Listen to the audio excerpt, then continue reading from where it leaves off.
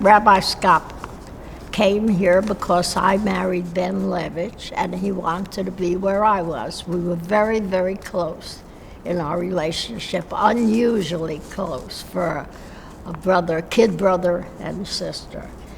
And there was hardly a member in our shul today that can't associate them with their birth, with their bris, with their bas mitzvah or bar mitzvah, and their weddings, and for funerals. And every funeral was just like a member of his family. What I can say is, when he was born, God threw away the pattern. He was the sweetest, dearest, not only brother, but friend all the way through our years. We never had an argument. And when he married Florence, she became a sister. There was no such thing as in-law. If there was ever such a thing as a saint in the Jewish religion, he was a saint. He was just good through and through. He was a most sweet, gentle, and kind person who never seemed to raise his voice. He was a fine musician, and he was a sincere musician because he kept taking lessons until his very last years of his life. Irby loved opera, and certainly David did. Then we would travel to go to an opera, and we would take a phonograph player in the car, and we would play the opera while we were driving, and so we would rehearse and sing all the way to wherever we were going. And we just had some great times together. I watched how he greeted, treated, and related to congregants, community members, and the general public as well, always with a smile, and no matter what the situation was, he always had a great attitude.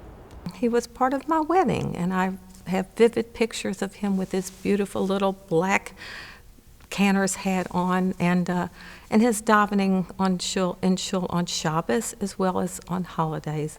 I feel blessed to have had Rabbi Skopp as part of my life, and I just hope that his memory will be a blessing. The biggest honor I could have was being able to bring him to shul when he was not really capable of walking, and he would be in a wheelchair. It wasn't easy pushing, but he would constantly tell me stories growing up and coming to Memphis and different things about his life with my grandmother. And that was very, very special. But a funny part to all that is it was an extremely hot day. And it was a little bit windy, but not too much. And I'm pushing him to shul and have my jacket on and everything, and I get there, and he kind of turns to me and he said, "You know, the weather's not too bad out here, is it?" As I'm schwitzing to death, and I said, "No, Uncle Davey, it's really a perfect day." I established a mug club for only my grandsons, and they would not allow me to not make Rabbi Skopp an associate member. We got him a mug club t-shirt, and it was wonderful. We used to joke about it a lot. And then to go along with the mug club theme, Rabbi Skopp and I were in a racquetball tournament together. We were partners. It was a doubles tournament, and the name of the tournament was the Mugs Doubles Tournament. Rabbi Skopp and I won that tournament, and he proudly then and still does have that trophy in his home. He would come to the center, the Jewish Community Center, every morning, and or most every morning, and he would be just one of the boys, racquetball and whatever, and he was one of the boys.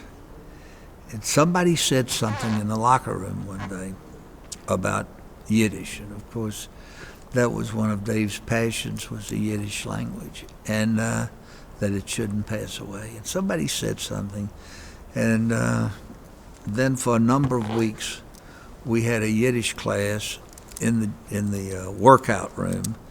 I'd never forget it. Men standing around with towels over their naked bodies, some of them not worrying whatever to put on towels. And Rabbi Skopp, or Cantor Skopp, or our friend Dave, he would teach Yiddish also with a towel wrapped around him. So there's just so many wonderful things you could say about him. The first things, of course, I really remember is training for my bar mitzvah. That's something everybody went through, and that's something everybody remembers in my age group for sure, working with Cantor Skopp. I remember going to the old Baron Hirsch on Valentine Street, and that's where we'd practice in his study, and it was always a great couple hours. Yeah, my first recollection of Cantor Skopp, or Rabbi Skopp, was when I was a kid, and I remember it because he actually saved my life. When they were building the old synagogue down on Valentine, they had put the steel beams in, and I decided as a kid that I was going to walk across the steel beam that made the balcony to the thing below. At that time, it was probably 10 or 20 feet. So I'd start across this beam. Nobody was there. I got out in the middle of the beam, realized I was too high, and I was scared. And I didn't know what to do. I was there for about 20, 30 minutes, scared to death. And Rabbi Skopp came walking through, like a miracle, came walking through the synagogue. And he looked up and saw me on this beam. And he said, "What are you doing up there?" I said, "I don't know, but I can't get down." And he actually talked me back to where I could get down. He was the kind of guy that I always enjoyed seeing. He brought a smile to my face, and he was a very talented, wonderful individual, and I enjoyed his company very much. Jan and I frequently reflect back on the days of Baron Hirsch on Valentine, and one of the most vivid memories we have is being at the shul and looking around and seeing all the members singing along with Rabbi Skopp when he sang the song Yerushalayim Shel Zahav. When I was much, much younger, back in Sunday school, boy, he had the voice back then that just blew the windows out of the building. He was so loud and so strong. We never knew how really kind of a person he was because his voice was so booming. But later in the years, as I got to know him a little bit better, you could see the warmth and the kindness all the way through him. I know everybody thinks that I enjoy doing Elvis, and that's who I really like to impersonate, but actually, I always enjoyed impersonating Cantor Skopp. So I would sing to him as well. So one day we're in the hospital, and I just busted out, and I said, "Ma tovu olech Yaakov, mishkenosecho Yisrael." And Cantor Skopp got the biggest smile on his face, and all the nurses came in, and that's what I'll always remember about him, that smile he had on his face, and what a great person he was, and how he was nice to everybody, and that's what I'll always remember.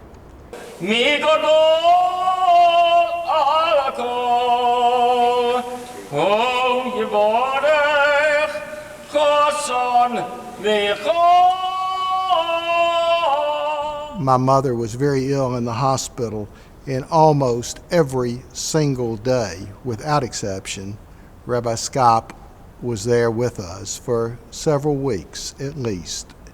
And I remember those things and the twinkle in his eye always when I would later on come to the minyan at shul each morning early, and I would just barely make it in. And there was Rabbi Skopp with a smile and a wave of his hand. He would recognize not only me, almost everyone that would come in. I guess as a young person, we really don't appreciate the job or the work that the rabbi was doing. And as you get older, you sort of got more in tune to what was going on and understanding what's happening. And I think that his davening, which that was his job and that's what he was known for, was really a moving and inspirational thing to everybody that came to the congregation. And when I was president of Baron Hirsch and had the opportunity to speak with Rabbi Skopp about what was going on, he was always so positive and very supportive to everything that we were doing. And I just think that the Memphis community, the Baron Hirsch family, was so blessed to have Rabbi Skopp with us for so many years. His smile and his warmth that everyone felt, and I know I felt personally from my earliest memories of being a 2 or 3 or probably 3 and 4 year old running around in the back of the old Baron Hirsch in his office, even on Rosh Hashanah and Yom Kippur as he was getting ready for davening, and he always had a smile, to even just shortly before, unfortunately, Rabbi Scott became ill, and he was davening every morning, and he would always beat me to shul, and the kind smile that he would always greet me and everybody with is something I will never forget. I figured out that he was always invited to different functions, not because he was the rabbi, not because he was a cantor, but because people wanted him there. My brother and I went to Baron Hirsch with my grandmother, of blessed memory, Grandma Ray. We were 4 and 6 or 7 years old, and we met Rabbi Skopp then, and he dealt with us, and he taught us our bar mitzvah, and he taught my son his bar mitzvah and drove him to school and went to all his basketball games, and he was in my wedding, in fact, as one of the groomsmen. So he's been a part of our lives like he has a lot of other people's lives. Rabbi Skopp, I don't think, ever missed a basketball game unless it was on Shabbos. He came to every one of my high school games, and he was always in the stands. And it got to a point where guys on our team would say, is the rabbi coming tonight? Because if he was, then we'd win. We had a pretty good winning percentage when he was there. That's one of my first memories. And I think my second was a story that happened to me when I was in the 6th grade, first day of 6th grade. And I went to school at Salmon Schechter, and we're driving down from early morning Minyan, my first day, and Rabbi Skopp's horn gets stuck. So we're driving down Yates, down Poplar, down White Station, and his horn is stuck the entire time. And saying I'm first day of 6th grade, I'm already nervous as it is, and his horn's going off, and I'm so embarrassed. And we pull up to school, and everyone's looking around at the car, what's going on, who is honking, people are turning just, with their hands up. We have no idea what's going on, and I'm just kind of mortified, and I look at him and I said, Rabbi Skopp, you know that your horn's stuck? And I said, it's a classic. So I got out and told all the kids in the school, I said, yeah, his horn was stuck, but it's a classic. There are very few cars that can do that. It's actually a really, it's a difficult thing. And it's just amazing that one person can reach so many people. He is the poster child, the picture of Baron Hirsch, and I say is because that memory will live on in all of our minds forever. And we miss him. It's such a great thing to be able to be a part of a celebration of a yartzeit where so many people come together and join to pay tribute to the memory of such a precious individual. I could tell just what he meant to my wife, and that was probably the reason I'm here talking to you, is because she was so emotionally tied to him in so many ways. They were such good friends, and he was a confidant. And there's one picture we have at our wedding where they shared a kiss that was such a beautiful picture, because I could tell what he meant to her, and seeing that, I hope I can be that way for my kids and my grandkids. He went to, which is Rhodes now, till Southwestern, till probably he stopped being a cantor. He always took voice lessons. He never felt like he was there yet. He always wanted to get better. When you're growing up and somebody tells you, that you have a special father, as a child you don't really understand it. Plus you feel like probably everybody says that to everybody else's kid. So as I got older and realized how many people cared about my father and felt so close to him, it was sort of overwhelming. People knew me because of my father. A lot of times people know the other way around. They know somebody because you're so-and-so's father. Not in my case. As I was growing up, I was always David Skopp's son.